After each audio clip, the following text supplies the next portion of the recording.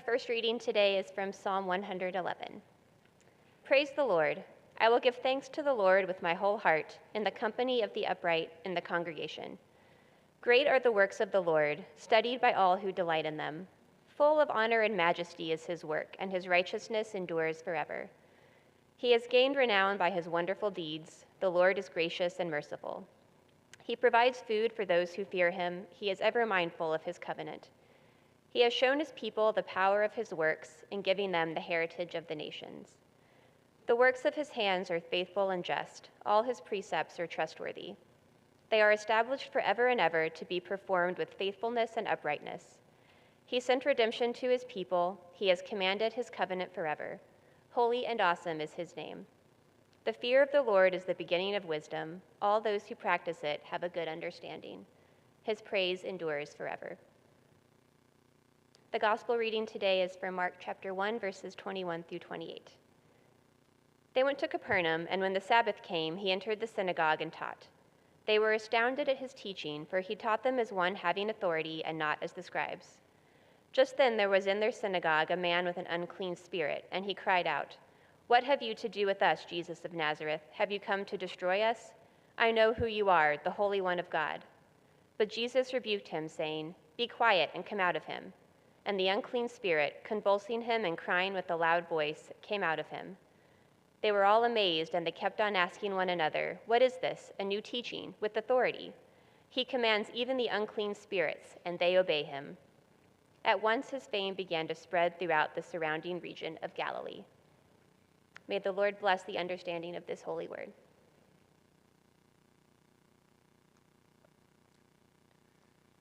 Kim, thank you so much for reading. Do you still remember a teacher who was very important to you growing up? For me, it was my second grade teacher, Mrs. Arland. She was not only pretty, long blonde hair, and I know that I wanted to be like her when I grow up. Well, my hair is brown and short, and I wear glasses, and she doesn't. So much for that. What was really important for me when I was little, that she had time for me.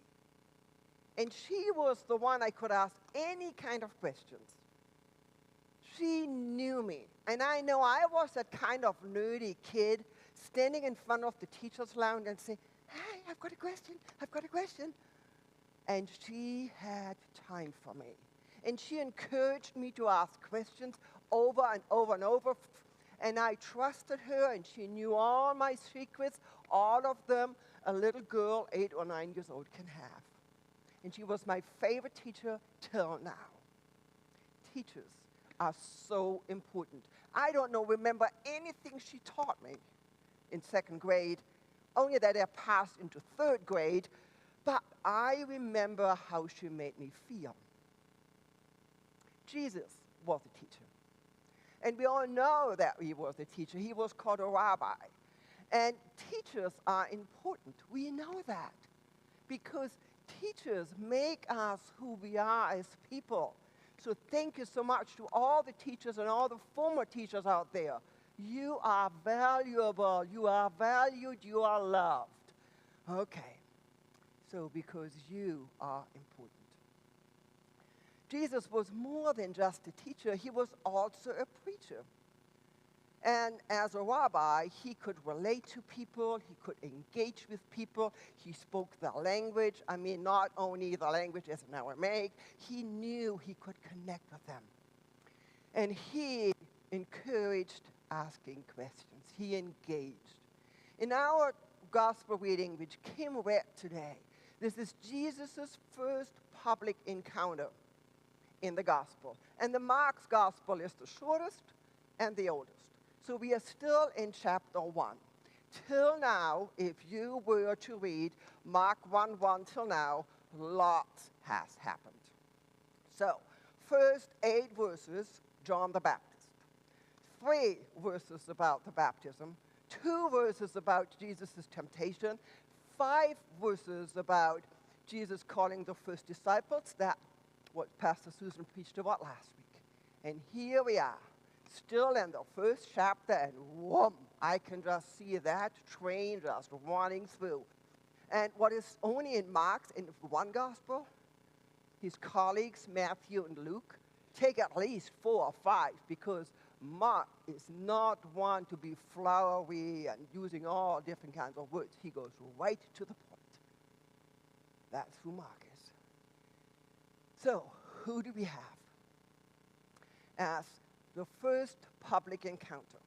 In Matthew, it is the Sermon on the Mount. 2 long chapters of who we are and blessed are and the Beatitudes, beautiful. In Luke, if you look for Jesus' first encounter, Jesus was preaching in his hometown and the people did not like it and they threw him out. And in John, chapter 2, right at the beginning, he turns water into wine. And now here we are in Mark. First time public with all the other people. He's in the synagogue, like here us in church, teaching and preaching. What's the difference between teaching and preaching? Well, all preachers are teachers, but not all teachers are preachers. That might be interesting. And teachers are the one who convey information. As preachers, we are here to do formation and hopefully transformation. Not just information, but formation into disciples, followers of Jesus, and transformation not only of individual people, but hopefully of a community, not only on a Sunday morning, but who we are as a community during the week. As ministers of the United Church of Christ, we are authorized, so we have authority. We are authorized by an association of the United Church of Christ to preach and teach the gospel, just like Jesus. No, that is much too much. But we are asked to preach and to teach, give you information, but also to form and to transform people, and not only individuals, but communities. And hopefully when we make disciples, we can change the world one person after one, so that instead of hate and vengeance, we can have love and forgiveness for all. So far, so good. In here, not only does Jesus teach and preach, but he has an exorcism of an unclean spirit. What is an unclean spirit? Well, let's see what other translations have. Every translation is an interpretation. So in the New Living Translation, if you were to look at another English Bible, you would see that this person is possessed by an evil spirit. In God's Words translation, that person is controlled by an evil spirit. In the Weymouth New Testament, it is called that person is under the power of an evil spirit. And in the Message, the translation and interpretation, it says that person was deeply disturbed. All those have a different understanding of what it is to have an unclean spirit. Let me just preface this. Throughout history, much damage has been done towards people who were thought to have had an unclean spirit. In ancient times, people did not know what we know now.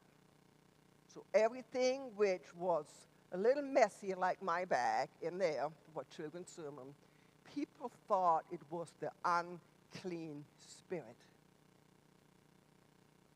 That word unclean spirit comes 5 times in the Gospels. 3 times in Mark, 2 times in Luke. Unclean here is not necessarily that you didn't use hand sanitizer or that you did not wash your hands before for dinner. It is much more than the ceremonial and religious uncleanliness. Unclean in that historical context is anything which people could not understand. I am so thankful that we now know much, much more, and that over history, all the damage that has been done to people, I'm very sorry about, especially when it has been done in the name of Jesus. And for Jesus, it's not only what he said, but actions speak louder than the word. Action, that's what is important. And remember, he was right here. What would we do right now if somebody would come in with what the gospel calls an unclean spirit? Maybe the ushers would be there and just interacting with that person. Or maybe other people here say, excuse me, can we help you? Anything else? Not in our story. He comes right there. And what does Jesus do? He sees the person with respect and dignity, and the person, actually the unclean spirit, is the first one telling who actually Jesus is. Yes, there is evil in the world. Just switch on the news. You've got it all right. You read the newspaper. Watch the news, whatever you want. There is evil in the world. But the question is, how do we interact with the evil in the world? Are we trying to ignore it? We could do that. Honestly, sometimes I feel like it. Just pull a blanket over me and just don't get up in the morning, especially on a dreary day like that. Or do we react with hate and with vengeance because we want to show it to them? Or maybe there's a third option. I want to relate to you something I read just this week. We get the UCC Digest, which is a weekly newsletter. And in that little newsletter, there was an article in it called, "Hey, Zach." See that? "Hey, Zach, the church extends unique invitation to a thief who stole a pride flag." And I'm going to read the article to you. There's the picture right there. "Hey, Zach, you want to talk about it?" And here's the article. Okay. Just a week into the new year, someone stole the rainbow and pride banner from the front of Sacramento's Parkside Community Church. This was not the first or second or even third banner to be stolen or vandalized. But the theft this time was caught on security camera. In a black and white video, a young man is clearly identifiable, sawing at the bindings holding the banner in place, while his friend shouts his name off camera, "Zach! Zach!" The church council considered handing the video over to the police. It discussed sharing the video on social media and seeing if someone could identify the thief. Neither of those options seemed right. "That's not really who we are about," said Leslie Sarah, head of community outreach for Parkside. Still, it seemed like some sort of response was warranted. Finally, Sarah suggested, half joking, that they raise a new banner that just said, "Hey, Zach, do you want to talk?" And that's what they did. The "Hey, Zach" banner is a 2-by-6-foot sign with a pride heart and a QR code that takes users to letters addressed to Zach. I don't think we want to publicly shame him or out him. I do not know what's going on with this kid, but we say every Sunday morning that all are welcome here at Parkside, and we ought to practice what we preach, even with Zach.